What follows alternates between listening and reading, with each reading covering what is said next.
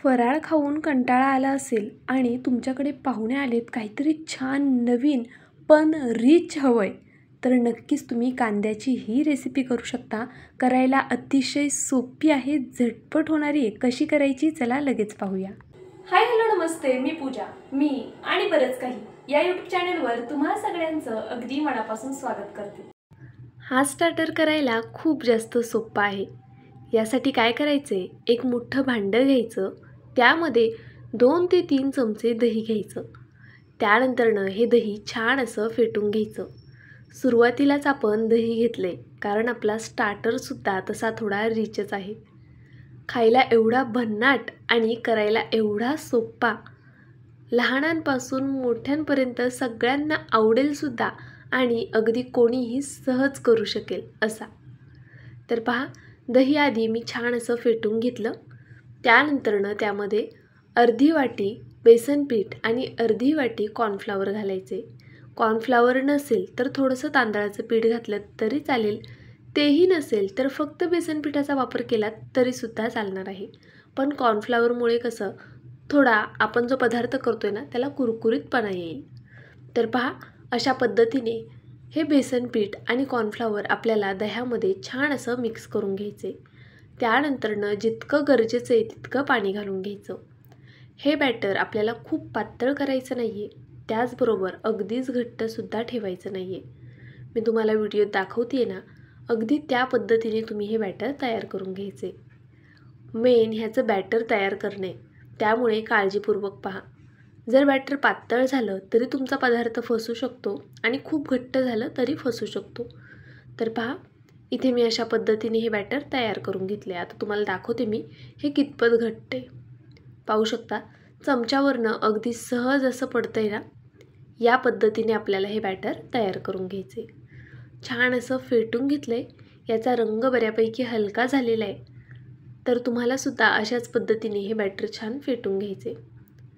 त्यानंतरनं यामध्ये जवळपास अर्धा चमचा काळी मिरी पावडर, अर्धा चमचा जिरे पावडर, सोबतच अर्धा चमचा धना पावडर घालायची आणि अगदी थोडीशी हळद घातलेली आहे. त्यानंतरनं तुम्हाला जो मसाला आवडेल तो इथे तुम्ही घालू शकता. मी इथे पनीर मसाल्याचा वापर केला आहे. तुम्हाला जो कोणता मसाला आवडेल ना, तो इथे नक्कीच तुम्ही वापरू शकता. म्हणजे जर तुम्हाला छोले मसाला आवडत असेल तो घालू शकता किंवा मग इतर कोणते मसाले. चवीनुसार मीठ आणि अद्रक लसणाची पेस्ट अर्धा चमचा.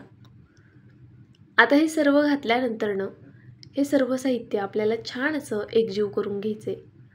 तुम्हाला माझा व्हिडिओ थोडा जरी आवडला असेल तर प्लीज व्हिडिओला एक लाईक करा, चॅनलला सबस्क्राईब करा. सबस्क्राईब केल्यानंतर बेल आयकन प्रेस करायला विसरू नका. ऑलवर क्लिक करा म्हणजे माझ्या प्रत्येक व्हिडिओचं नोटिफिकेशन सगळ्यात आधी तुम्हाला येईल. हाईप या ऑप्शनवरती क्लिक करून जे काही पॉईंट्स असतील ते द्यायला मात्र विसरू नका. तुमचं एक एक लाईक, एक एक सबस्क्राईब आणि हे हाईपचे पॉईंट्स माझ्यासाठी खूप मोलाचे आहेत. छानशी कमेंट करा. चला रेसिपीकडे वळूया. मसाले सगळीकडे छान असे लागले गेले पाहिजे. जी अद्रक लसणाची पेस्ट घातली आहे ना, तीसुद्धा छान मिक्स झाली पाहिजे. तर पहा, अशा पद्धतीने इथे मी हे सर्व एकमेकांना लावून घेतलेले. तुम्ही इथे तंदूर मसालासुद्धा वापरू शकता किंवा मग जर तुम्हाला आवडत असेल पावभाजी मसाला तर तोसुद्धा घालू शकता. आता काय करायचं, इथे अगदी बारीक असा पातळ उभा कट केलेला कांदा आहे.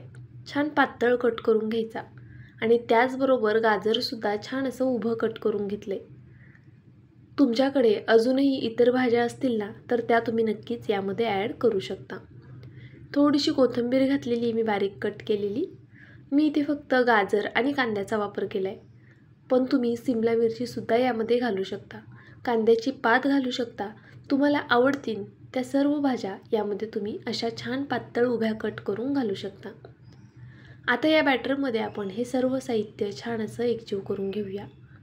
पहा, कांदा आणि गाजर जास्त आहे आणि पीठ कमी आहे. अशाच पद्धतीने तुम्हाला बॅटर तयार करून घ्यायचे.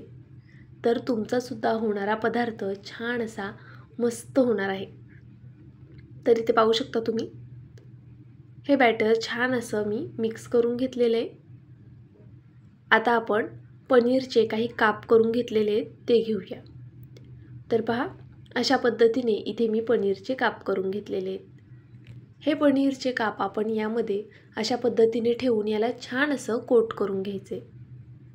सगळीकडून पनीरला हा कांदा आणि गाजर जे आहे ना ते लावून घ्यायचे आणि त्यानंतरनं ह्याला छान असं आपल्याला तळून घ्यायचे. तर पहा, इथे तुम्ही हवं तर हा पदार्थ ओव्हनमध्ये सुद्धा करू शकता, म्हणजे तेलकट होणार नाही. किंवा मग आता जशी मी तळून घेणार आहे ना त्या पद्धतीने तळूनसुद्धा घेऊ शकता. अगदी लहानांपासून मोठ्यांपर्यंत सगळ्यांनाच आवडेल. पाहुण्यांसाठी तर खास मेनू आहे. त्याचबरोबर जर तुम्हाला पोहे उपमा खाऊन कंटाळा आला असेल, दिवाळीचा फराळ खाऊन कंटाळा आला असेल, काहीतरी चटपटीत हवंय ना, त्यावेळी हा ऑप्शन खरंच खूप उत्तम आहे. पहा, गॅसची फ्लेम मीडियम टू हाय ठेवायची. मीडियम टू हाय फ्लेमवरच आपल्याला हे तळून घ्यायचे. खूप जास्त फास्ट करू नका, पण मीडियम गॅस ठेवा. अगदीच बारीक केला तर कांदा आहे यामध्ये तेल पिण्याची शक्यता जास्त असते, त्यामुळे खूप बारीक गॅस ठेवू नका. छान असा गोल्डन सोनेरी रंग येईपर्यंत आपल्याला हे पकोडे तळून घ्यायचे. तर पहा, अशा पद्धतीने मस्त गोल्डन सोनेरी रंग येईपर्यंत मी हे छान असं तळून घेणार आहे.